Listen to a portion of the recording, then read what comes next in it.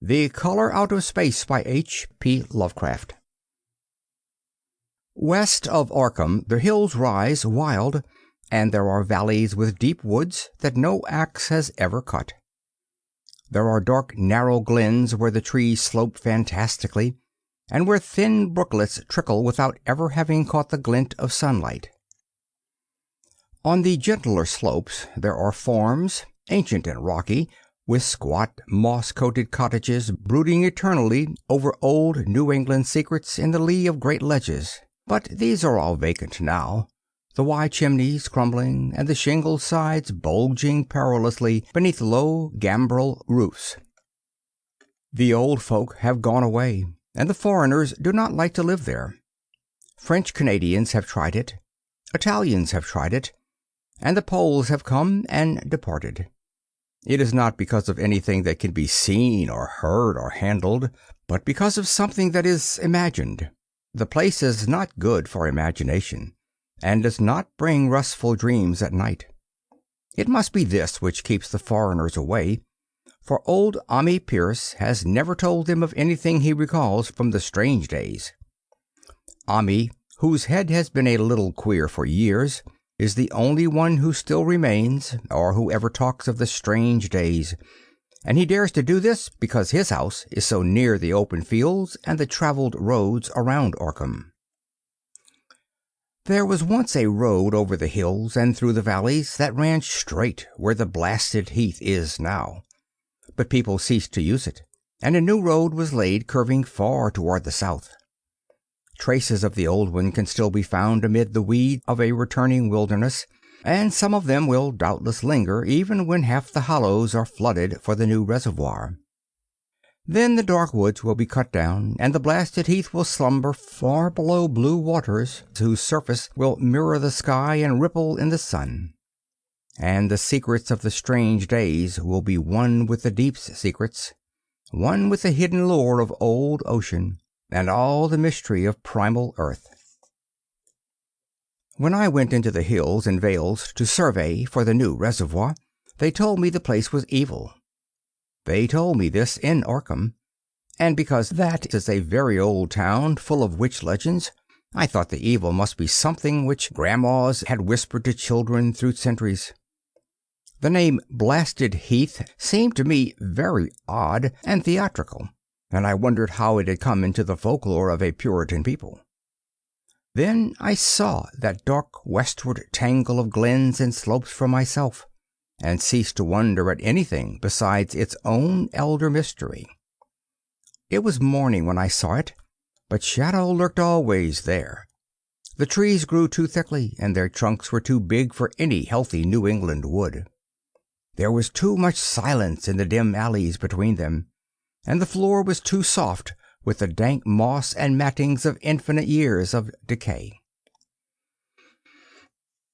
In the open spaces, mostly along the line of the old road, there were little hillside farms, sometimes with all the buildings standing, sometimes with only one or two, and sometimes with only a lone chimney or fast-filling cellar. Weeds and briars reigned, and furtive wild things rustled in the undergrowth. Upon everything was a haze of restlessness and oppression, a touch of the unreal and the grotesque, as if some vital element of perspective or chiaroscuro were awry. I did not wonder that the foreigners would not stay, for this is no region to sleep in. It was too much like a landscape of Salvator Rosa, too much like some forbidding woodcut in a tale of terror. But even all this was not so bad as the blasted heath. I knew it the moment I came upon it at the bottom of a spacious valley, for no other name could fit such thing, or any other thing fit such a name. It was as if the poet had coined the phrase from having seen this one particular region. It must, I thought, as I viewed it, be the outcome of a fire, but why had nothing new ever grown over those 5 acres of gray desolation that sprawled open to the sky like a great spot eaten by acid in the woods and fields? It lay largely to the north of the ancient road line, but encroached a little on the other side.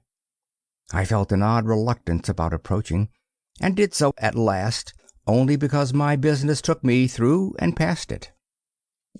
There was no vegetation of any kind on that broad expanse, but only a fine gray dust or ash which no wind seemed ever to blow about. The trees near it were sickly and stunted, and many dead trunks stood or lay rotting at the rim. As I walked hurriedly by, I saw the tumbled bricks and stones of an old chimney and cellar on my right, and the yawning black maw of an abandoned well whose stagnant vapors played strange tricks with the hues of the sunlight. Even the long, dark woodland climbed beyond seemed welcome in contrast, and I marveled no more at the frightened whispers of Arkham people. There had been no house or ruin near. Even in the old days the place must have been lonely and remote. And at twilight, dreading to repass that ominous spot, I walked circuitously back to the town by the curving road on the south. I vaguely wished some clouds would gather, for an odd timidity about the deep skyey voids above had crept into my soul. In the evening I asked old people in Arkham about the blasted heath, and what was meant by that phrase "strange days," which so many evasively muttered. I could not, however, get any good answers, except that all the mystery was much more recent than I had dreamed. It was not a matter of old legendary at all, but something within the lifetime of those who spoke. It had happened in the 80s, and a family had disappeared or was killed. Speakers would not be exact, and because they all told me to pay no attention to old Ammi Pierce's crazy tales, I sought him out the next morning, having heard that he lived alone in the ancient tottering cottage where the trees first began to get very thick. It was a fearsomely ancient place, and had begun to exude the faint miasmal odor which clings about houses that have stood too long. Only with persistent knocking could I rouse the aged man, and when he shuffled timidly to the door, I could tell he was not glad to see me. He was not so feeble as I had expected, but his eyes drooped in a curious way, and his unkempt clothing and white beard made him seem very worn and dismal. Not knowing just how he could best be launched on his tales, I feigned a matter of business, told him of my surveying, and asked vague questions about the district. He was far brighter and more educated than I had been led to think, and before I knew it had grasped quite as much of the subject as any man I had talked with in Arkham.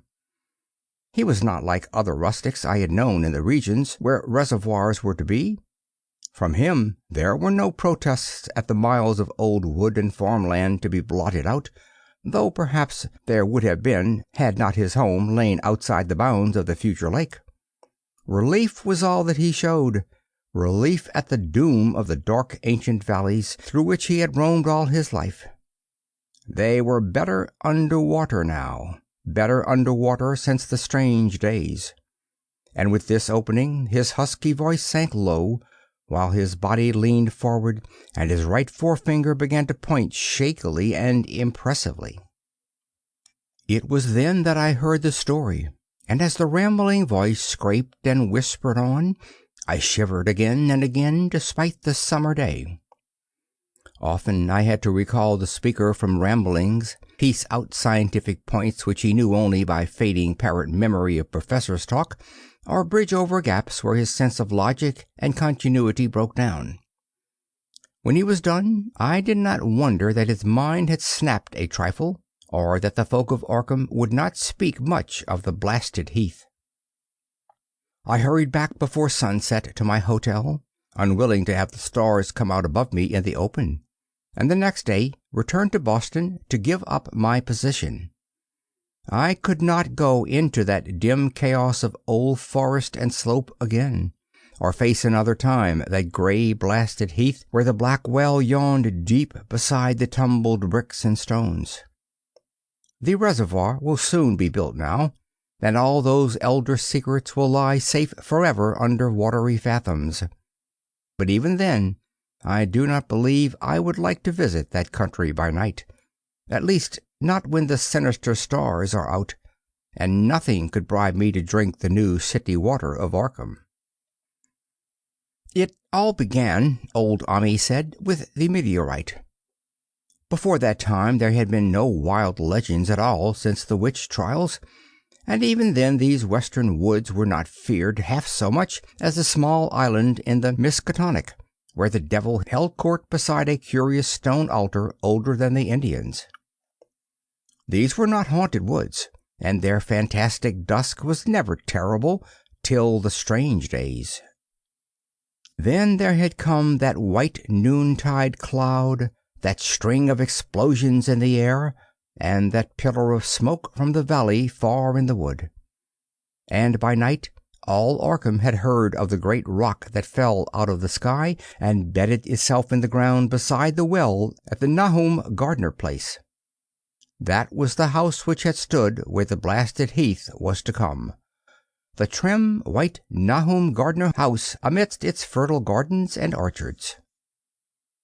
Nahum had come to town to tell people about the stone, and had dropped in at Ami Pierce's on the way. Ami was 40 then, and all the queer things were fixed very strongly in his mind. He and his wife had gone with the 3 professors from Miskatonic University, who hastened out the next morning to see the weird visitor from unknown stellar space, and had wondered why Nahum had called it so large the day before. It had shrunk, Nahum said, as he pointed out the big brownish mound above the ripped earth and charred grass near the archaic well sweep in his front yard. But the wise men answered that stones do not shrink. Its heat lingered persistently, and Nahum declared it had glowed faintly in the night. The professors tried it with a geologist's hammer, and found it to be oddly soft. It was, in truth, so soft as to be almost plastic, and they gouged rather than chipped a specimen to take back to the college for testing. They took it in an old pail borrowed from Nahum's kitchen, for even the small piece refused to grow cool. On the trip back they stopped at Ami's to rest, and seemed thoughtful when Mrs. Pierce remarked that the fragment was growing smaller and burning the bottom of the pail. Truly it was not large, but perhaps they had taken less than they thought. The day after that, all this was in June of '82, the professors had trooped out again in great excitement. As they passed Ami's, they told him what queer things the specimen had done, and how it had faded wholly away when they put it in a glass beaker. The beaker was gone, too, and the wise men talked of the strange stone's affinity for silicon. It had acted quite unbelievably in that well-ordered laboratory, doing nothing at all, and showing no occluded gases when heated on charcoal, being wholly negative in the borax bead, and soon proving itself absolutely non-volatile at any producible temperature, including that of the oxyhydrogen blowpipe. On an anvil it appeared highly malleable, and in the dark its luminosity was very marked. Stubbornly refusing to grow cool, it soon had the college in a state of real excitement. And when, upon heating before the spectroscope, it displayed shining bands unlike any known colors of the normal spectrum, there was much breathless talk of new elements, bizarre optical properties, and other things which puzzled men of science are wont to say when faced by the unknown. Hot as it was, they tested it in a crucible with all the proper reagents. Water did nothing. Hydrochloric acid was the same. Nitric acid and even aqua regia merely hissed and spattered against its tarred invulnerability. Ami had difficulty in recalling all these things, but recognized some solvents as I mentioned them in the usual order of use. There were ammonia and caustic soda, alcohol and ether, nauseous carbon disulfide, and a dozen others. But although the weight grew steadily less as time passed, and the fragments seemed to be slightly cooling, there was no change in the solvents to show that they had attacked the substance at all. It was metal, though, beyond a doubt. It was magnetic, for one thing, and after its immersion in the acid solvents there seemed to be faint traces of the Widmerstatten figures found on meteoric iron. When the cooling had grown very considerable, the testing was carried on in glass, and it was in a glass beaker that they left all the chips made of the original fragment during the work. The next morning Both chips and beaker were gone without trace, and only a charred spot marked the place on the wooden shelf where they had been. All this the professors told Ami as they paused at his door, and once more he went with them to see the stony messenger from the stars, though this time his wife did not accompany him. It had now most certainly shrunk, and even the sober professors could not doubt the truth of what they saw. All around the dwindling brown lump near the well was a vacant space, except where the earth had caved in, and whereas it had been a good 7 feet across the day before, it was now scarcely 5. It was still hot, and the sages studied its surface curiously as they detached another and larger piece with hammer and chisel. They gouged deeply this time, and as they pried away the smaller mass, they saw that the core of the thing was not quite homogeneous. They had uncovered what seemed to be the side of a large colored globule embedded in the substance. The color, which resembled some of the bands in the meteor's strange spectrum, was almost impossible to describe, and it was only by analogy that they called it color at all. Its texture was glossy, and upon tapping it appeared to promise both brittleness and hollowness. One of the professors gave it a smart blow with the hammer, and it burst with a nervous little pop. Nothing was emitted, and all trace of the thing vanished with the puncturing. It left a small, hollow, spherical space about 3 inches across, and all thought it probable that others would be discovered as the enclosing substance wasted away. Conjecture was vain, so after a futile attempt to find additional globules by drilling, the seekers left again with their new specimen, which proved, however, as baffling in the laboratory as its predecessor. Aside from being almost plastic, having heat, magnetism, and slight luminosity, cooling slightly in powerful acids, possessing an unknown spectrum, wasting away in air, and attacking silicone compounds with mutual destruction as a result, it presented no identifying features whatsoever. And at the end of the tests, the college scientists were forced to own that they could not place it. It was nothing of this earth, but a piece of the great outside, and as such dowered with outside properties and obedient to outside laws. That night there was a thunderstorm, and when the professors went out to Nahum's the next day, they met with bitter disappointment. The stone, magnetic as it had been, must have had some peculiar electrical property, for it had drawn the lightning, as Nahum said, with a singular persistence. 6 times within an hour the farmer saw the lightning strike the furrow in the front yard, and when the storm was over, nothing remained but a ragged pit by the ancient well-sweep, half choked with caved-in earth. Digging had borne no fruit, and the scientists verified the fact of the utter vanishment. The failure was total, so that nothing was left to do but go back to the laboratory and test again the disappearing fragment left carefully cased in lead. That fragment lasted a week, at the end of which nothing of value had been learned of it. When it had gone, no residue was left behind, and in time the professors felt scarcely sure they had indeed seen with waking eyes that cryptic vestige of the fathomless gulfs outside, that lone, weird message from other universes and other realms of matter, force, and entity. As was natural, the Arkham papers made much of the incident with its collegial sponsoring, and sent reporters to talk with Nahum Gardner and his family. At least one Boston daily also sent a scribe, and Nahum quickly became a kind of local celebrity. He was a lean, genial person of about 50, living with his wife and 3 sons on the pleasant farmstead in the valley. He and Ami exchanged visits frequently, as did their wives, and Ami had nothing but praise for him after all these years. He seemed slightly proud of the notice his place had attracted, and talked often of the meteorite in the succeeding weeks. That July and August were hot, and Nahum worked hard at his haying in the 10-acre pasture across Chapham's Brook, his rattling wain wearing deep ruts in the shadowy lanes between. The labor tired him more than it had in other years, and he felt that age was beginning to tell on him. Then fell the time of fruit and harvest. The pears and apples slowly ripened, and Nahum vowed that his orchards were prospering as never before. The fruit was growing to phenomenal size and unwonted gloss, and in such abundance that extra barrels were ordered to handle the future crop.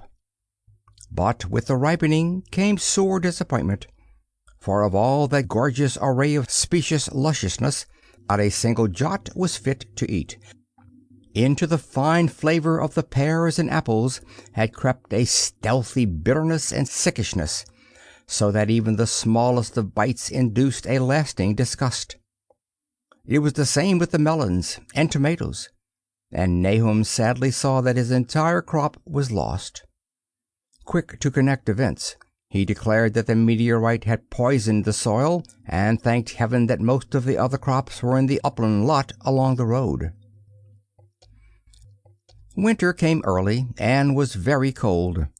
Ami saw Nahum less often than usual, and observed that he had begun to look worried. The rest of his family, too, seemed to have grown taciturn, and were far from steady in their church-going or their attendance at the various social events of the countryside. For this reserve or melancholy no cause could be found, though all the household confessed now and then to poorer health and a feeling of vague disquiet. Nahum himself gave the most definite statement of anyone when he said he was disturbed about certain footprints in the snow. They were the usual winter prints of red squirrels, white rabbits, and foxes, but the brooding farmer professed to see something not quite right about their nature and arrangement. He was never specific, but appeared to think that they were not as characteristic of the anatomy and habits of squirrels and rabbits and foxes as they ought to be.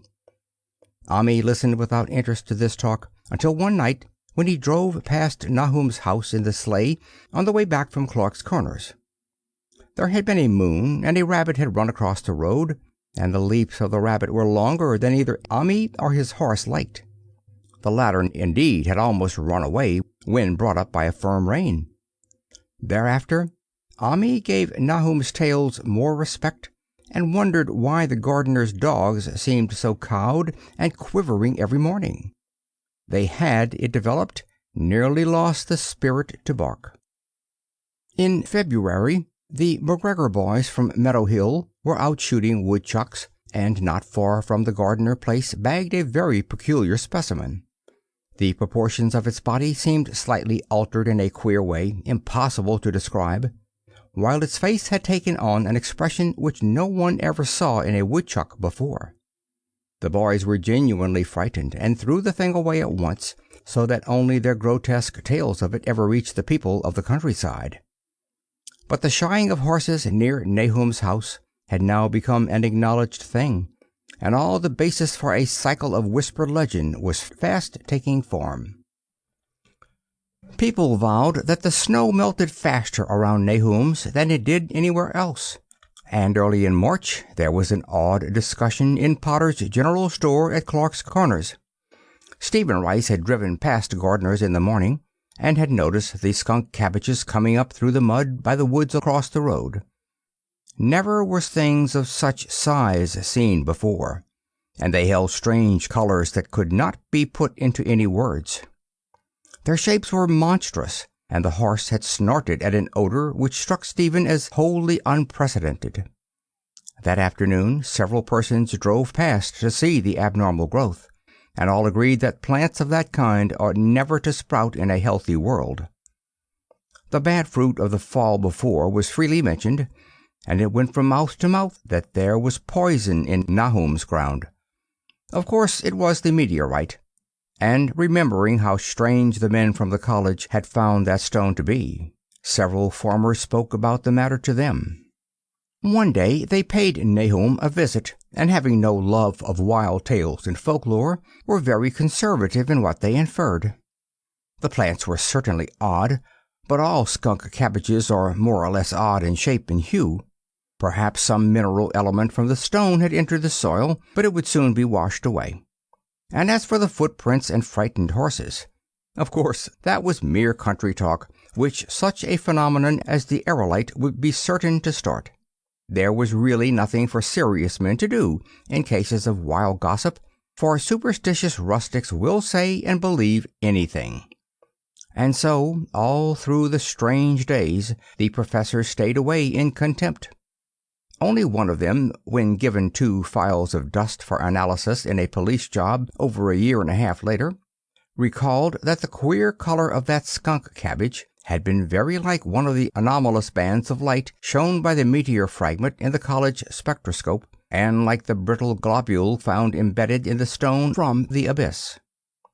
The samples in this analysis case gave the same odd bands at first, though later they lost the property.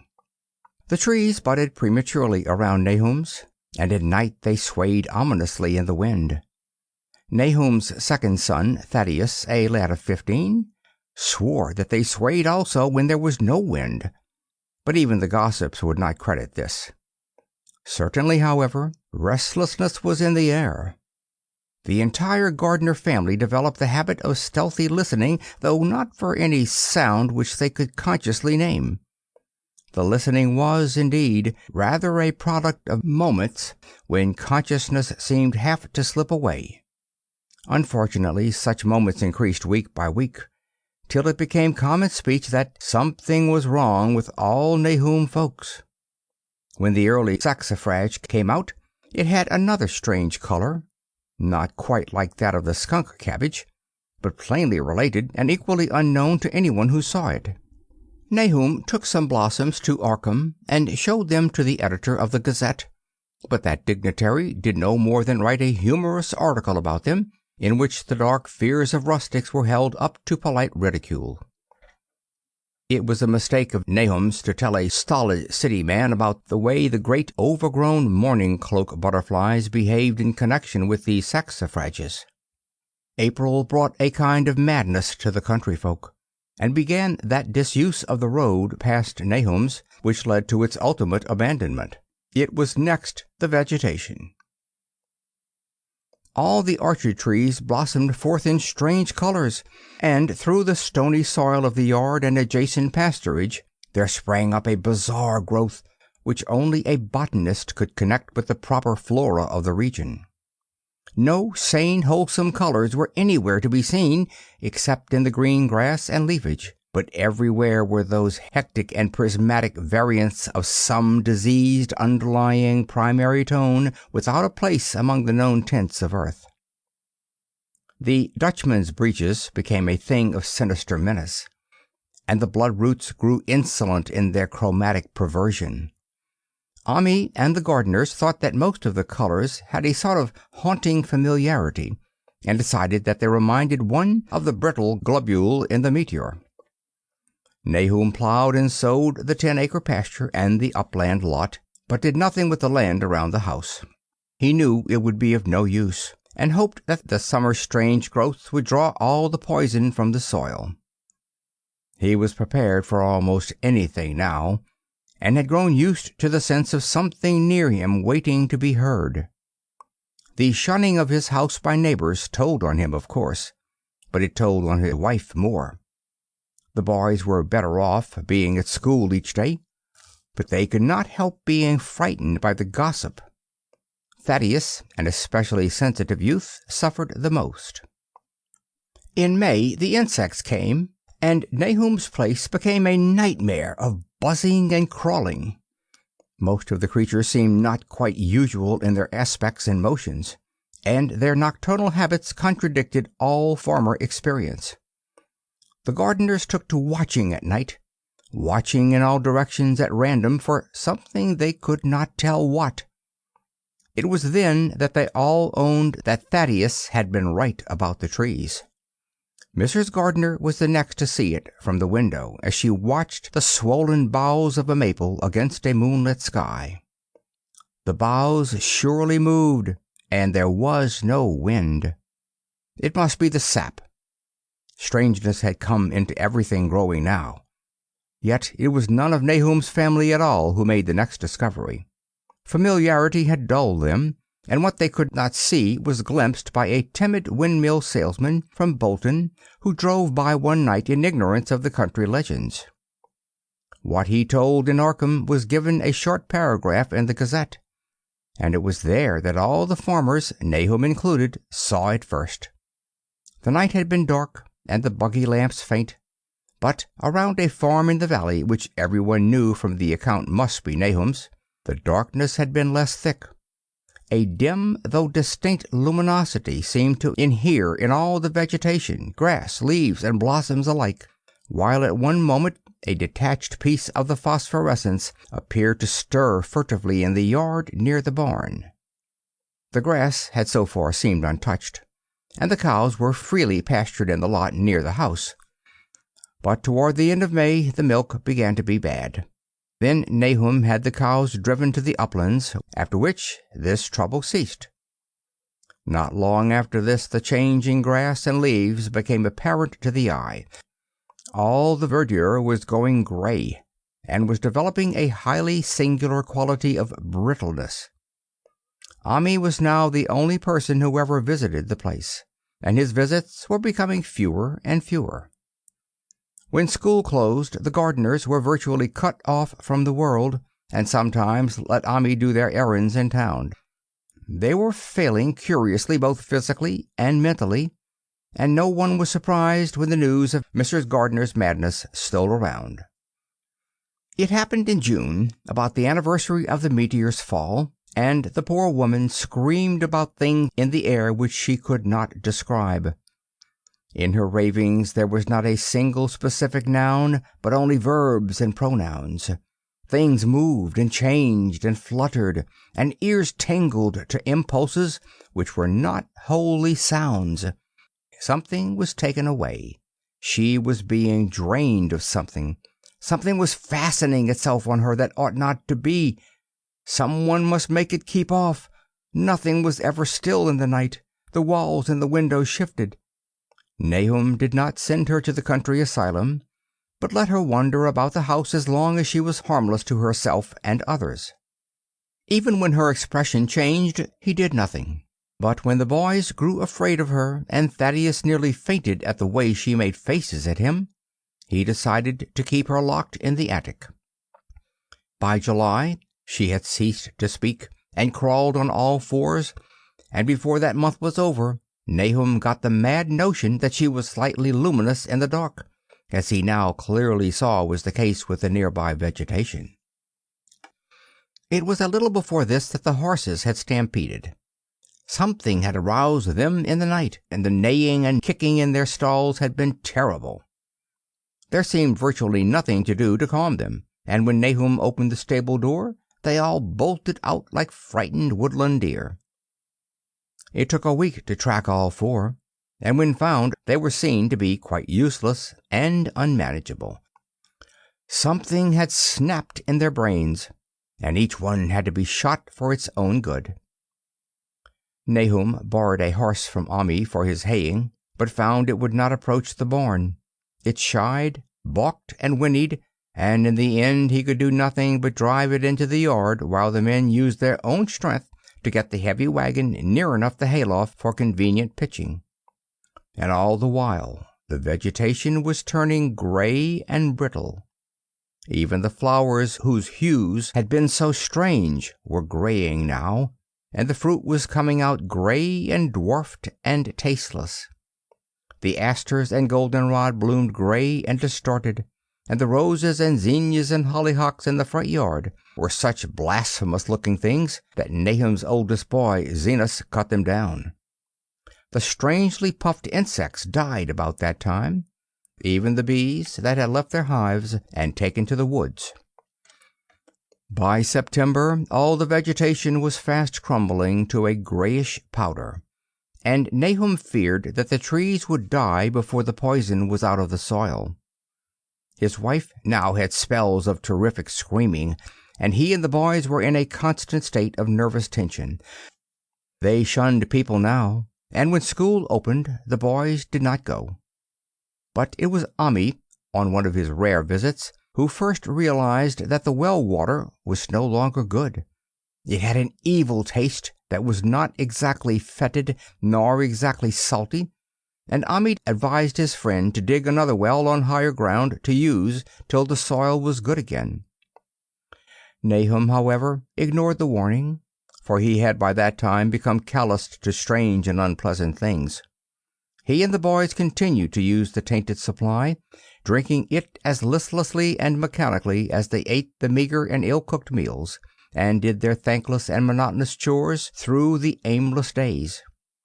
There was something of stolid resignation about them all, as if they walked half in another world, between lines of nameless guards, to a certain and familiar doom. Thaddeus went mad in September after a visit to the well. He had gone with a pail and had come back empty-handed, shrieking and waving his arms, and sometimes lapsing into an inane titter or a whisper about the moving colors down there. 2 in one family was pretty bad, but Nahum was very brave about it. He let the boy run about for a week until he began stumbling and hurting himself, and then he shut him in an attic room across the hall from his mother's. The way they screamed at each other from behind their locked doors was very terrible, especially to little Merwin, who fancied they talked in some terrible language that was not of earth. Merwin was getting frightfully imaginative, and his restlessness was worse after the shutting away of the brother who had been his greatest playmate. Almost at the same time, the mortality among the livestock commenced. Poultry turned grayish and died very quickly, their meat being found dry and noisome upon cutting. Hogs grew inordinately fat, then suddenly began to undergo loathsome changes which no one could explain. Their meat was of course useless, and Nahum was at his wits' end. No rural veterinary would approach his place, and the city veterinary from Arkham was openly baffled. The swine began growing gray and brittle and falling to pieces before they died, and their eyes and muzzles developed singular alterations. It was very inexplicable, for they had never been fed from the tainted vegetation. Then something struck the cows.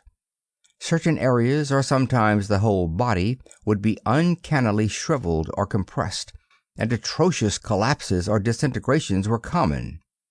In the last stages, and death was always the result, there would be a graying and turning brittle like that which beset the hogs. There could be no question of poison, for all the cases occurred in a locked and undisturbed barn. No bites of prowling things could have brought the virus, for what live beast of earth can pass through solid obstacles? It must be only natural disease, yet what disease could wreak such results was beyond any mind's guessing. When the harvest came, there was not an animal surviving on the place, for the stock and poultry were dead, and the dogs had run away. These dogs, 3 in number, had all vanished one night, and were never heard of again. The 5 cats had left some time before, but their going was scarcely noticed, since there now seemed to be no mice, and only Mrs. Gardner had made pets of the graceful felines. On the 19th of October, Nahum staggered into Ammy's house with hideous news.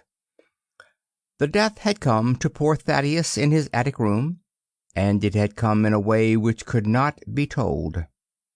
Nahum had dug a grave in the railed family plot behind the farm, and had put therein what he found.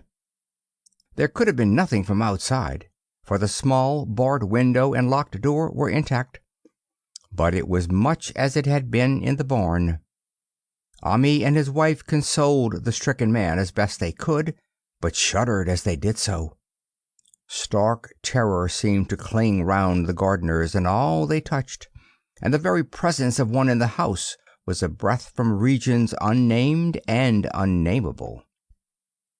Ammi accompanied Nahum home with the greatest reluctance, and did what he might to calm the hysterical sobbing of little Merwin. Zenas needed no calming. He had come of late to do nothing but stare into space and obey what his father told him, and Ammi thought that his fate was very merciful. Now and then Merwin's screams were answered faintly from the attic, and in response to an inquiring look, Nahum said that his wife was getting very feeble. When night approached, Ammi managed to get away, for not even friendship could make him stay in that spot when the faint glow of the vegetation began, and the trees may or may not have swayed without wind. It was really lucky for Ami that he was not more imaginative. Even as things were, his mind was bent ever so slightly, but had he been able to connect and reflect upon all the portents around him, he must inevitably have turned a total maniac. In the twilight he hastened home, the screams of the mad woman and the nervous child ringing horrible in his ears. 3 days later, Nahum burst into Ami's kitchen in the early morning, and in the absence of his host, stammered out a desperate tale once more, while Mrs. Pierce listened in a clutching fright. It was little Merwin this time. He was gone. He had gone out late at night with a lantern and pail for water, and had never come back.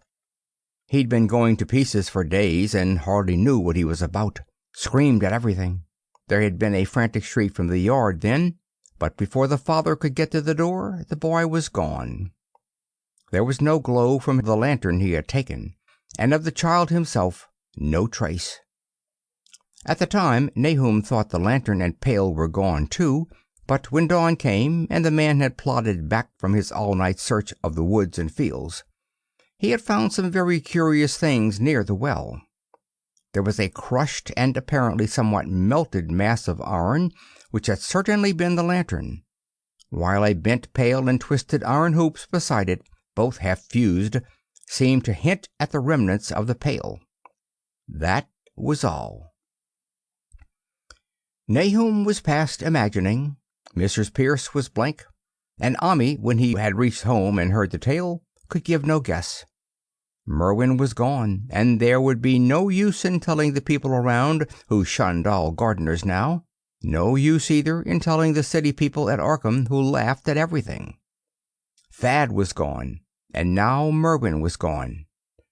Something was creeping and waiting to be seen and heard. Nahum would go soon, and he wanted Ami to look after his wife and Zenas if they survived him. It must all be a judgment of some sort, though he could not fancy what for, since he had always walked uprightly in the Lord's ways so far as he knew. For over 2 weeks Ami saw nothing of Nahum, and then, worried about what might have happened, he overcame his fears and paid the Gardner place a visit. There was no smoke from the great chimney, and for a moment the visitor was apprehensive of the worst. The aspect of the whole farm was shocking. Grayish, withered grass and leaves on the ground, vines falling in brittle wreckage from archaic walls and gables, and great bare trees clawing up at the gray November sky with studied malevolence which Omni could not but feel had come from some subtle change in the tilt of the branches. But Nahum was alive after all. He was weak and lying in a couch in the low-ceiled kitchen, but perfectly conscious and able to give simple orders to Zenas. The room was deadly cold, and as Ami visibly shivered, the host shouted huskily to Zenas for more wood. Wood, indeed, was sorely needed, since the cavernous fireplace was unlit and empty, with a cloud of soot blowing about in the chill wind that came down the chimney. Presently Nahum asked him if the extra wood had made him any more comfortable, and then Ami saw what had happened. The stoutest cord had broken at last, and the hapless farmer's mind was proof against more sorrow. Questioning tactfully, Ami could get no clear data at all about the missing Zenas.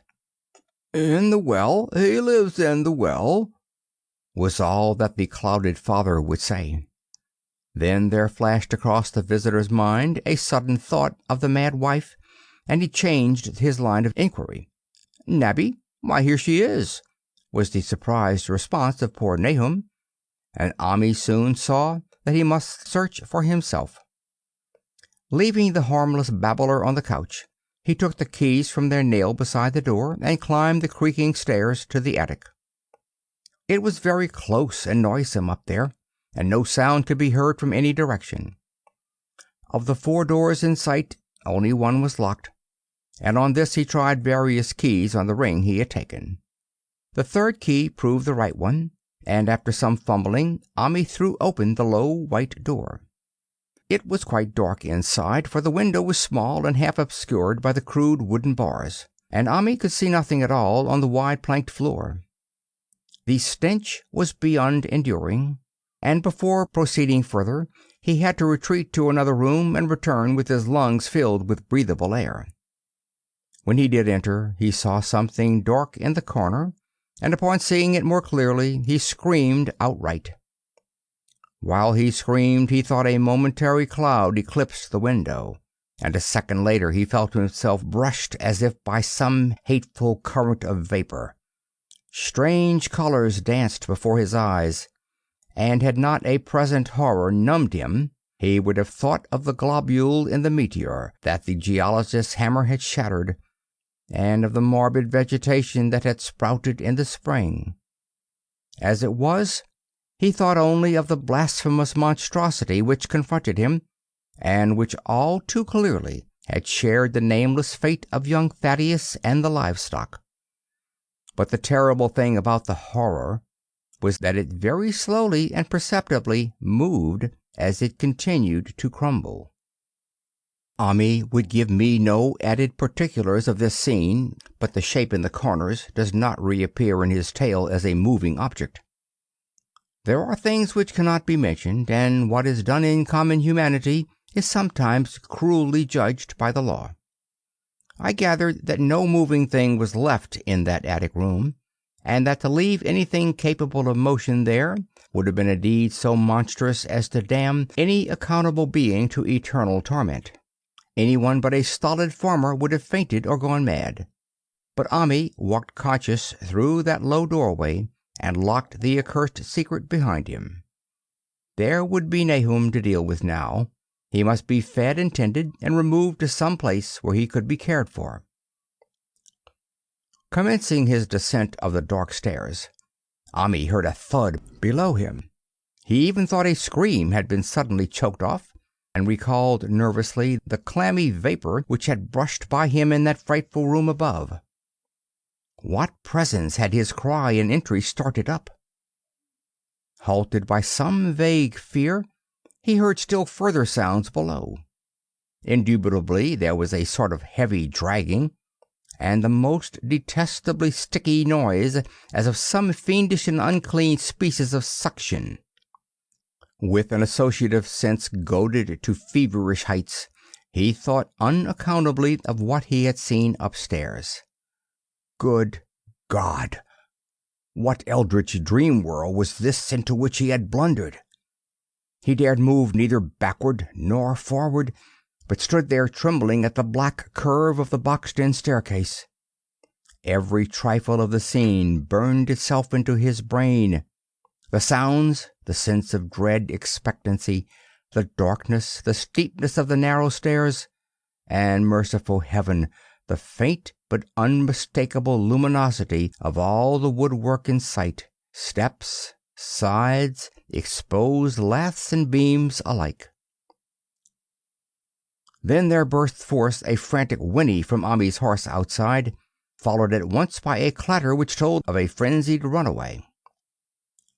In another moment horse and buggy had gone beyond earshot, leaving the frightened man on the dark stairs to guess what had sent them. But that was not all.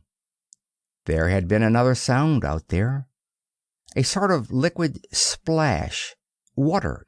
It must have been the well. He had left Hero untied near it, and the buggy wheel must have brushed by the coping and knocked in a stone. And the still pale phosphorescence glowed in that detestably ancient woodwork. God!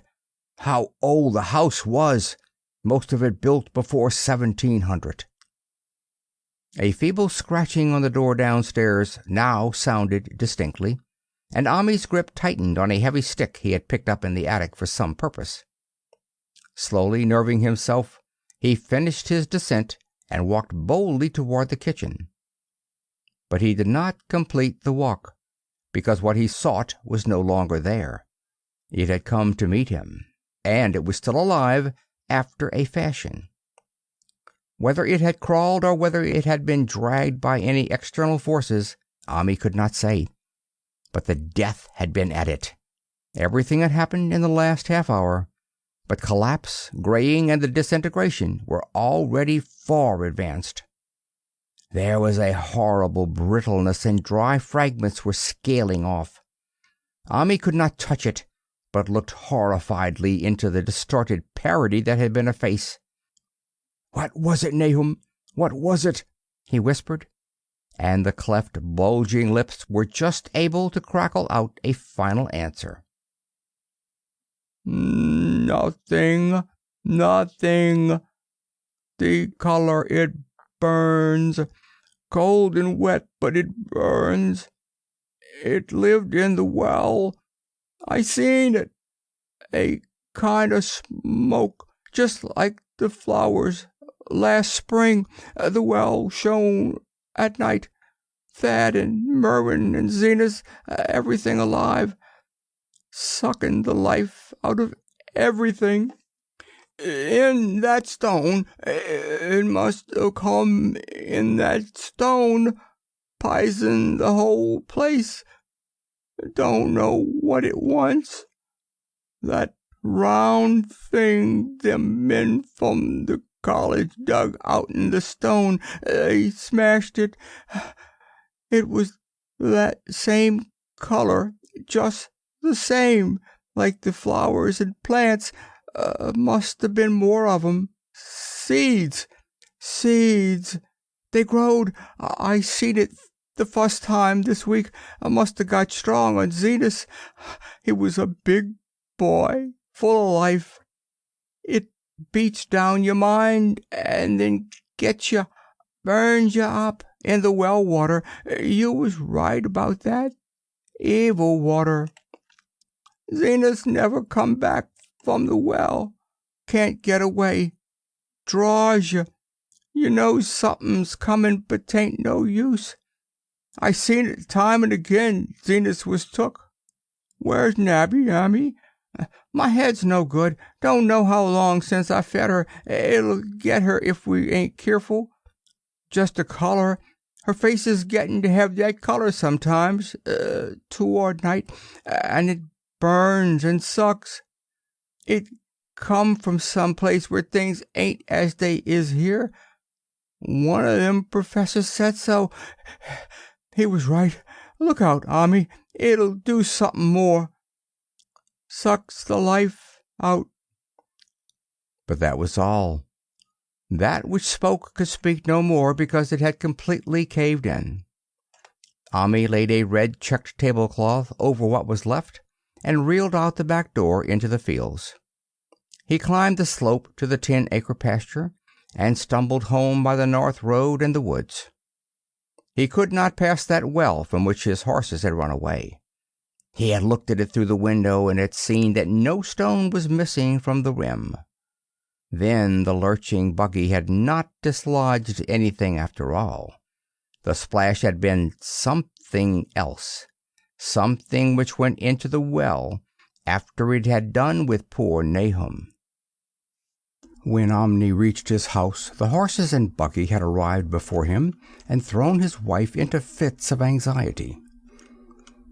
Reassuring her without explanations, he set out at once for Arkham and notified the authorities that the Gardner family was no more. He indulged in no details, but merely told of the deaths of Nahum and Nabby, that of Thaddeus being already known, and mentioned that the cause seemed to be the same strange ailment which had killed the livestock.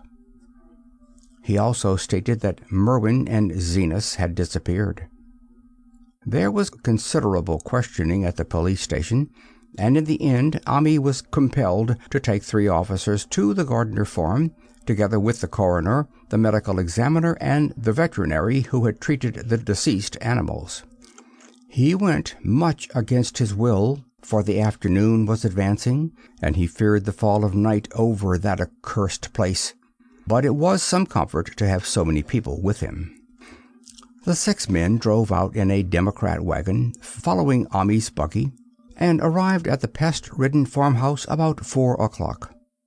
Used as the officers were to gruesome experiences, not one remained unmoved at what was found in the attic and under the red-checked tablecloth on the floor below. The whole aspect of the farm, with its gray desolation, was terrible enough, But those two crumbling objects were beyond all bounds. No one could long look at them, and even the medical examiner admitted that there was very little to examine. Specimens could be analyzed, of course, so he busied himself in obtaining them, and here it develops that a very puzzling aftermath occurred at the college laboratory, where the two phials of dust were finally taken. Under the spectroscope, both samples gave off an unknown spectrum, in which many of the baffling bands were precisely like those which the strange meteor had yielded in the previous year. The property of emitting this spectrum vanished in a month, and the dust thereafter consisted mainly of alkaline phosphates and carbonates. Ami would not have told the men about the well if he had thought they meant to do anything then and there. It was getting towards sunset, and he was anxious to be away. But he could not help glancing nervously at the stony curb by the great sweep, and when a detective questioned him, he admitted that Nahum had feared something down there, so much so that he had never even thought of searching it for Merwin or Zenas. After that, nothing would do but that they empty and explore the well immediately. So Ami had to wait trembling while pail after pail of rank water was hauled up and splashed on the soaking ground outside.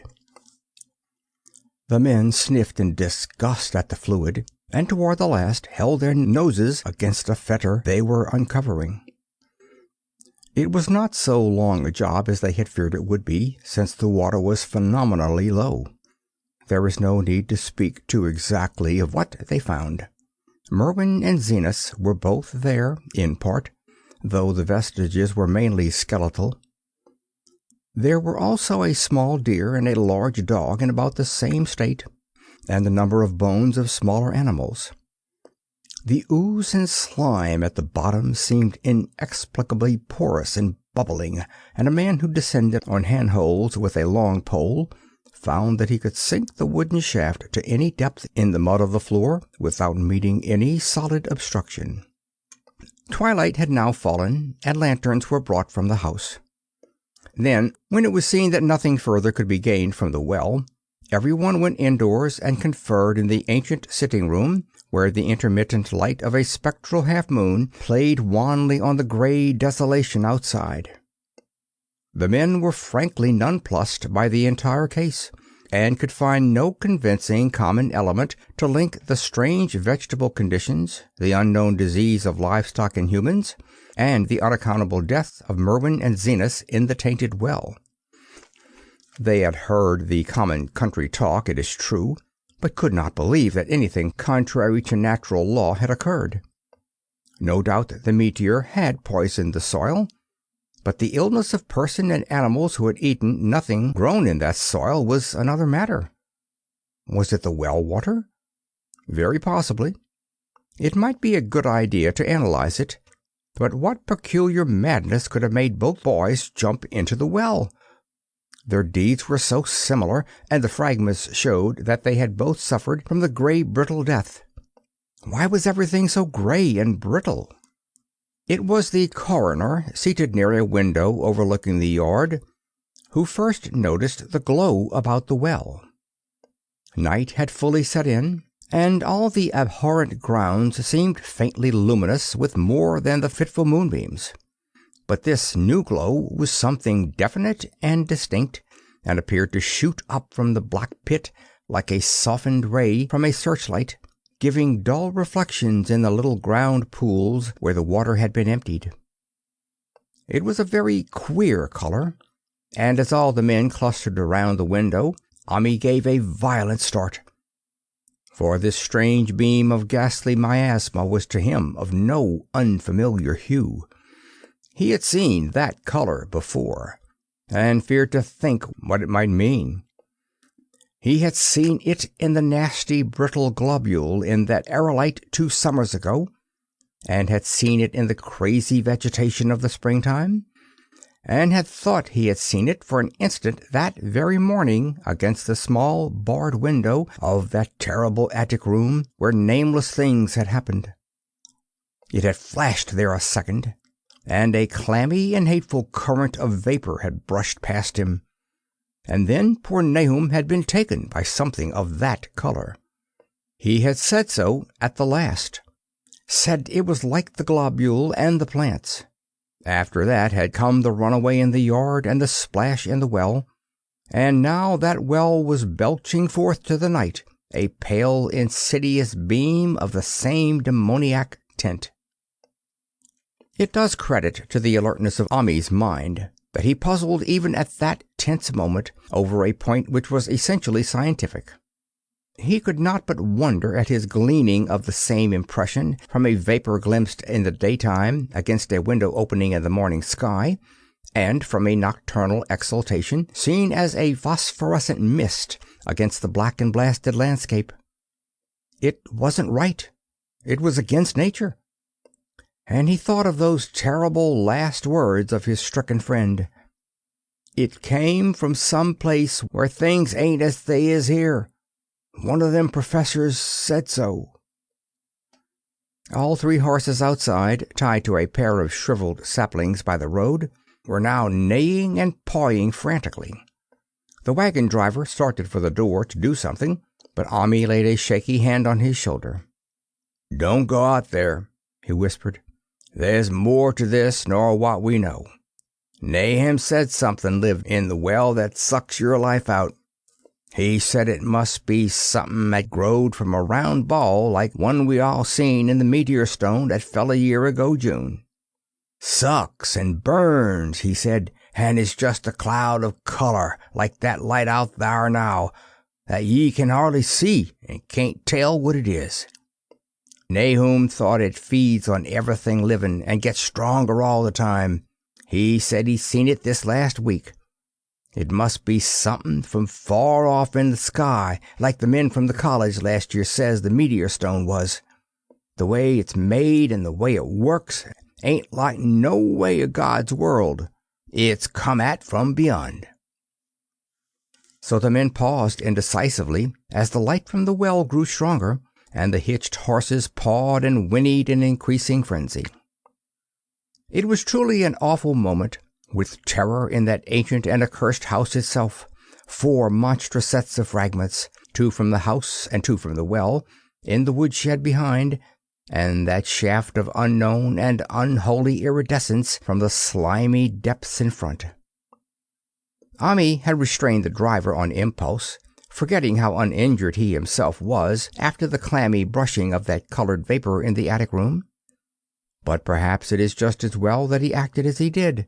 No one will ever know what was abroad that night, and though the blasphemy from beyond had not so far hurt any human of unweakened mind, there is no telling what it might not have done at that last moment, and with its seemingly increased strength, and the special signs of purpose it was soon to display beneath the half-clouded, moonlit sky.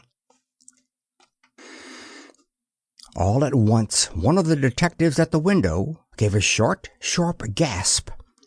The others looked at him, and then quickly followed his own gaze upward to the point at which its idle straying had been suddenly arrested.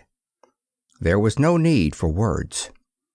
What had been disputed in country gossip was disputable no longer, and it is because of the thing which every man of that party agreed in whispering later on, that strange days are never talked about in Arkham. It is necessary to premise that there was no wind at that hour of the evening.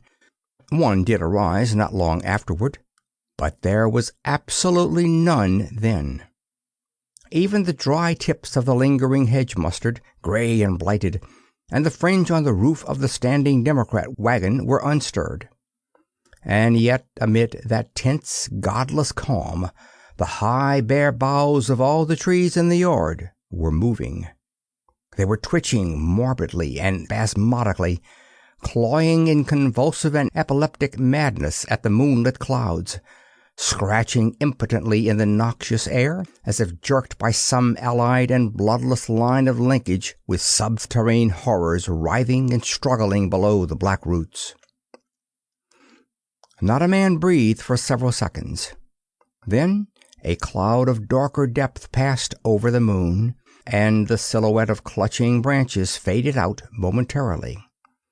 At this there was a general cry, muffled with awe, but husky and almost identical from every throat. For the terror had not faded with the silhouette, and in a fearsome instant of deeper darkness, the watchers saw, wriggling at the treetop height, 1,000 tiny points of faint, unhallowed radiance, tipping each bough like the fire of St. Elmo's or the flames that come down on the apostles' heads at Pentecost.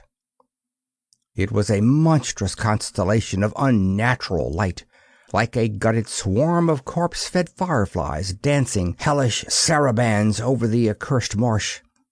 And its color was that same nameless intrusion which Ami had come to recognize and dread.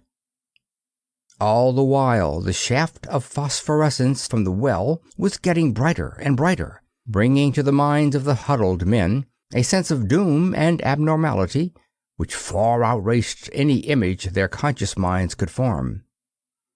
It was no longer shining out, it was pouring out, and as the shapeless stream of unplaceable color left the well, it seemed to flow directly into the sky. The veterinary shivered and walked to the front door to drop the heavy extra bar across it. Ami shook no less, and had to tug and point for lack of a controllable voice when he wished to draw notice to the growing luminosity of the trees. The neighing and stamping of the horses had become utterly frightful, but not a soul of that group in the old house would have ventured forth for any earthly reward. With the moments, the shining of the trees increased, while their restless branches seemed to strain more and more toward verticality.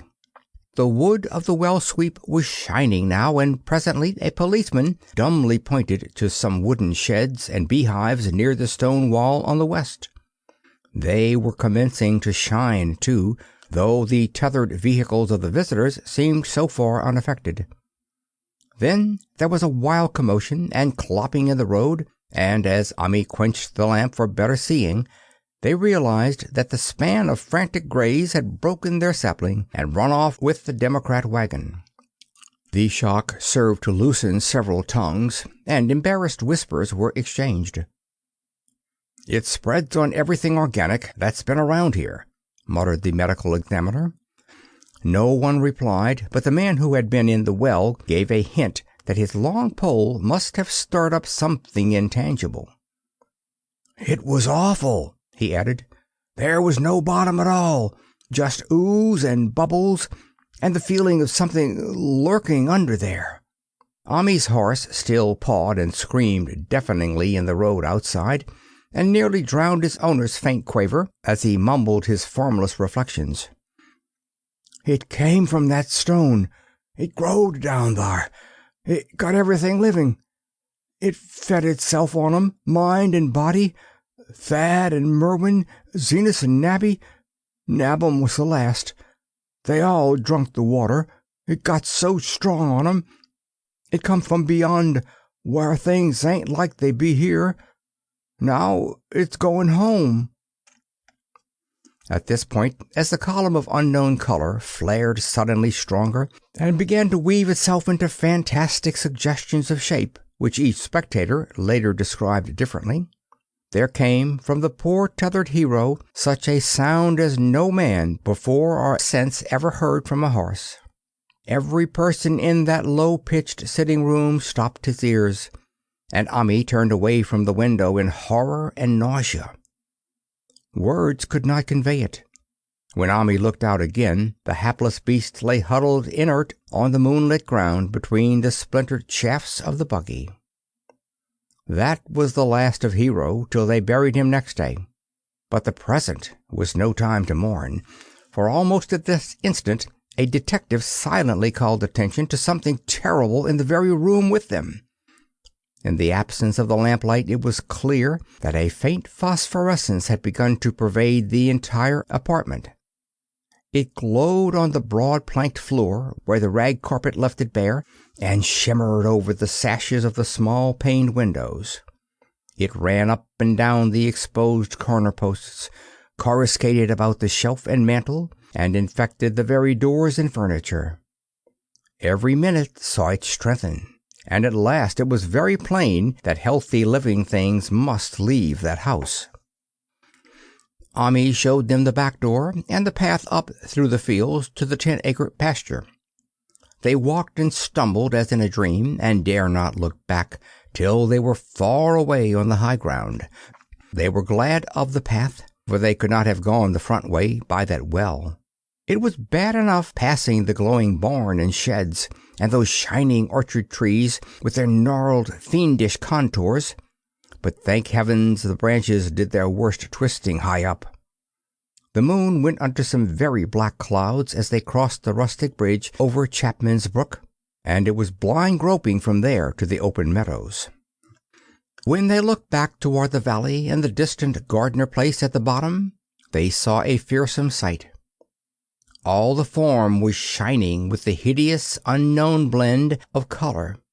Trees, building, and even grass and herbage, as had not been wholly changed to lethal gray brittleness. The boughs were all straining skyward, tipped with tongues of foul flame, and lambent tricklings of the same monstrous fire were creeping about the ridge-poles of the house, barn, and sheds. It was a scene from a vision of Fuseli, and over all the rest reigned that riot of luminous amorphousness, that alien and undimensioned rainbow of cryptic poison from the well, seething, feeling, lapping, reaching, scintillating, straining, and malignly bubbling in its cosmic and unrecognizable chromaticism. Then, without warning, the hideous thing shot vertically up toward the sky like a rocket or meteor, leaving behind no trail, and disappearing through a round and curiously regular hole in the clouds before any man could gasp or cry out. No watcher can ever forget that sight, and Ami stared blankly at the stars of Cygnus, Deneb twinkling above the others, where the unknown color had melted into the Milky Way. But his gaze was the next moment called swiftly to earth by the crackling in the valley. It was just that, only a wooden ripping and crackling, and not an explosion, as so many others of the party vowed. Yet the outcome was the same, for in one feverish kaleidoscopic instant there burst up from that doomed and accursed farm a gleamingly eruptive cataclysm of unnatural sparks and substance, blurring the glance of the few who saw it, and sending forth to the zenith a bombarding cloudburst of such colored and fantastic fragments as our universe must needs disown. Through quickly reclosing vapors they followed the great morbidity that had vanished, and in another second they had vanished too. Behind and below was only a darkness to which the men dared not return, and all about was a mounting wind which seemed to sweep down in black foray gusts from interstellar space. It shrieked and howled and lashed the fields and distorted woods in a mad cosmic frenzy, till soon the trembling party realized it would be no use waiting for the moon to show what was left down there in Nahum's. Too awed even to hint theories, the 7 shaken men trudged back toward Arkham by the north road. Ami was worse than his fellows, and begged them to see him inside his own kitchen, instead of keeping straight on to the town.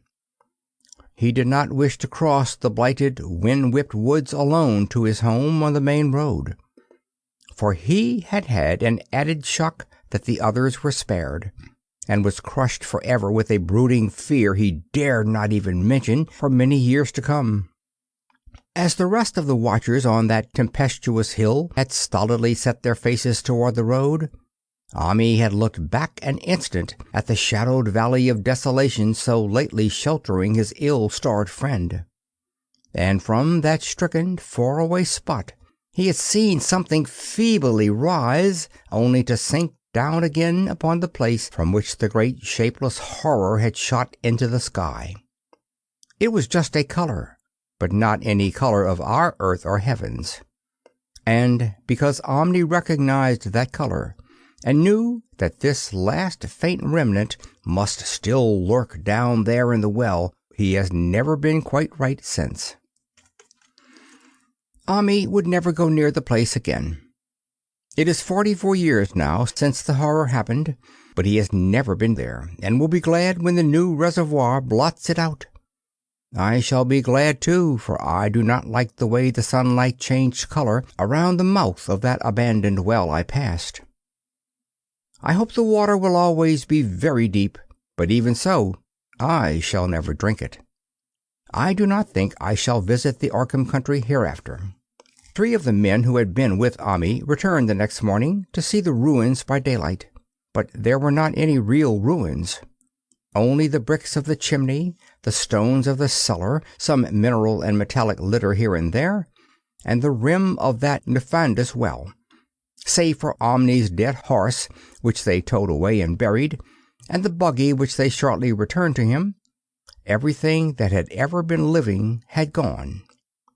5 eldritch acres of dusty, gray desert remained, nor has anything ever grown there since. To this day it sprawls open to the sky like a great spot eaten by acid in the woods and fields, and the few who have ever dared glimpse it in spite of the rural tales have named it the Blasted Heath. The rural tales are queer. They might be even queerer if city men and college chemists could be interested enough to analyze the water from that disused well, or the gray dust that no wind seems ever to disperse. Botanists, too, ought to study the stunted flora on the borders of that spot, for they might shed light on the country notion that the blight is spreading, little by little, perhaps an inch a year. People say the color of the neighboring herbage is not quite right in the spring, and that wild things leave queer prints in the light winter snow. Snow never seems quite so heavy on the Blasted Heath as it is elsewhere. Horses, the few that are left in this motor age, grow skittish in the silent valley, and hunters cannot depend on their dogs too near the splotch of grayish dust. They say the mental influences are very bad, too. Numbers went queer in the years after Nahum's taking, and always they lacked the power to get away. Then the stronger-minded folks all left the region, and only the foreigners tried to live in the crumbling old homesteads. They could not stay, though, and one sometimes wonders what insight beyond ours their wild, weird stories of whispered magic have given them. Their dreams at night, they protest, are very horrible in that grotesque country, and surely the very look of the dark realm is enough to stir a morbid fancy. No traveler has ever escaped a sense of strangeness in those deep ravines, and artists shiver as they paint thick woods whose mystery is as much of the spirits as of the eye. I myself am curious about the sensation I derived from my one lone walk before Ami told me his tale. When twilight came, I had vaguely wished some clouds would gather, for odd timidity about the deep skyey voids above had crept into my soul. Do not ask me for my opinion. I do not know, that is all. There was no one but Ami to question, for Arkham people will not talk about the strange days, and all 3 professors who saw the aerolite and its colored globule are dead. There were other globules, depend upon that. One must have fed itself and escaped, and probably there was another which was too late. No doubt it is still down the well. I know there was something wrong with the sunlight I saw above that miasmal brink. The rustics say the blight creeps an inch a year, so perhaps there is a kind of growth or nourishment even now. But whatever demon hatchling is there, it must be tethered to something, or else it would quickly spread. Is it fastened to the roots of those trees that claw the air? One of the current Arkham tales is about fat oaks that shine and move as they ought not to at night. What it is, only God knows. In terms of matter, I suppose, the thing Ami described would be called a gas, but this gas obeyed laws that were not of our cosmos. This was no fruit of such worlds and suns as shine on the telescopes and photographic plates of our observatories. There was no breath from the skies whose motions and dimensions our astronomers measure or deem too vast to measure. It was just a color out of space, a frightful messenger from unformed realms of infinity beyond all nature as we know it, from realms whose mere existence stuns the brain and numbs us with the black extracosmic gulfs it throws open before our frenzied eyes. I doubt very much if Ami consciously lied to me, and I do not think his tale was all a freak of madness, as the townfolk had forewarned. Something terrible came to the hills and valleys on that meteor, and something terrible, though I know not in what proportion, still remains. I shall be glad to see the water come. Meanwhile, I hope nothing will happen to Ami. He saw so much of the thing, and its influences were so insidious. Why has he never been able to move away? How clearly he recalled those dying words of Nahum's. "Can't get away. Draws ya. You know some's that comin', but 'tain't no use." Ami is such a good old man. When the Reservoir gang get to work, I must write the chief engineer to keep a sharp watch on him. I would hate to think of him as the gray, twisted, brittle monstrosity which persists more and more in troubling my sleep. End of The Color Out of Space by H.P. Lovecraft.